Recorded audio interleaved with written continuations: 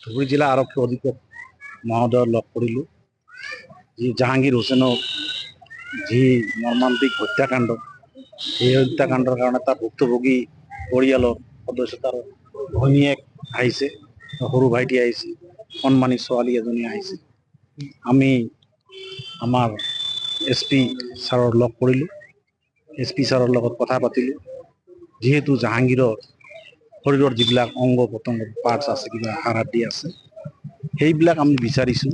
যিহেতু তাক মুণ্ড ছেট কৰিয়ে মানে তাক প্ৰি প্লান কৰি ব্লুপ্ৰিণ্ট ৰচি তাক হত্যা কৰিছিল, সেই হেতুকে তাৰ বডিৰ পাৰ্টছবিলাক আছে, সেই পাৰ্টছবিলাক যাতে আমাক ধেমাজি আৰক্ষী অধীক্ষক অপৰ্ণা নটৰাজন বাইদেউ কোৰ্টৰ মাধ্যম দি, আদালতৰ মাধ্যম দি যদি আমাক মানে এই ভুক্তভোগী পৰিয়ালক বুজাই দিল হয়, তেতিয়াহ'লে আমি ইছলামিক শৰীয়ত মোতাবেক জানাজা সম্পূৰ্ণ কৰিলোঁ হয়। আল্লাহ তালাৰ ওচৰত আমি দোৱা প্ৰাৰ্থনা কৰিলোঁ হয়। সেইকাৰণে আজি আমি এই উদ্দেশ্যে আমি SP ছাৰৰ লগত লগ কৰিলোঁ।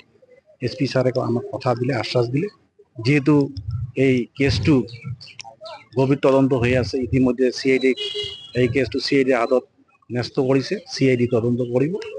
SP ছাৰ আমাক ধুনীয়াকৈ ক'লে যে CID যিহেতু এইটো তদন্ত কৰিব, তদন্ত কৰাৰ পিছত ছাৰে এই জিলাৰ প্ৰশাসনিক বিষয়াৰ লগত যোগাযোগ কৰিব আৰু আইনী প্ৰক্ৰিয়াত যদি তাৰ বডি পাৰ্টছবিলাক দিয়া যায়, সেইটো আমাক চমজাই দিব বুলি কথা দিলে। ঘটনা হ'ল এইটো আমি ধিক্ষাৰ দিছোঁ আৰু গৰিহণা দিছোঁ যে আজিলৈকে আমাৰ অসমৰ পুলিচ ইমান পাকৈত হোৱাৰ পিছতো হত্যাকাৰীক যে কৰায়ত্ব কৰিব নোৱাৰিলে। যিহেতু অসম পুলিচে মানে বিভিন্ন প্ৰচেষ্টা চলাই আছে, ইতিমধ্যে CID হাততো হৈছে। আমাৰ অসম পুলিচৰ ওপৰত বিশ্বাস, ভৰসা, আস্থা আছে, CIDৰ ওপৰত আস্থা আৰু ভৰসা আছে।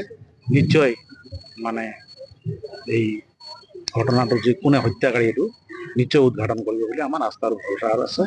আৰু অসমৰ মাননীয় মুখ্যমন্ত্ৰী ডাঙৰীয়াক আমি এই ধুবুৰী জিলাৰ পৰাই অনুৰোধ জনাইছোঁ, এই ভুক্তভোগী পৰিয়ালটোক যাতে ন্যায় বিচাৰ মানে ন্যায় দিব পাৰে, সেইকাৰণে আমি মুখ্যমন্ত্ৰী মহোদয়কো ইয়াৰ জৰিয়তে আপোনালোকৰ জৰিয়তে অনুৰোধ জনাইছোঁ। ধুবুৰী জিলা আৰক্ষী অধীক্ষক মহোদয়ক লগ কৰিলোঁ।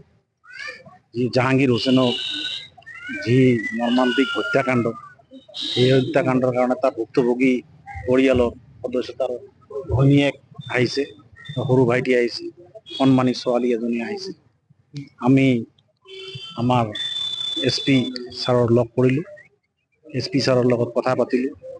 যিহেতু জাহাংগীৰৰ শৰীৰৰ যিবিলাক অংগ পতংগ পাৰ্টছ আছে, কিবা হাড়াড্ডি আছে, সেইবিলাক আমি বিচাৰিছোঁ। যিহেতু তাক মুণ্ড ছেট কৰিয়ে মানে তাক প্ৰি প্লান কৰি ব্লুপ্ৰিণ্ট ৰচি তাক হত্যা কৰিছিল, সেই হেতুকে তাৰ বডিৰ পাৰ্টছবিলাক আছে, সেই পাৰ্টছবিলাক যাতে আমাক ধেমাজি আৰক্ষী অধীক্ষক অপৰ্ণা নটৰাজন বাইদেউ কোৰ্টৰ মাধ্যম দি, আদালতৰ মাধ্যম দি যদি আমাক মানে এই ভুক্তভোগী পৰিয়ালক বুজাই দিল হয়, তেতিয়াহ'লে আমি ইছলামিক শৰীয়ত মোতাবেক জানাজা সম্পূৰ্ণ কৰিলোঁ হয়। আল্লাহ তালাৰ ওচৰত আমি দোৱা প্ৰাৰ্থনা কৰিলোঁ হয়।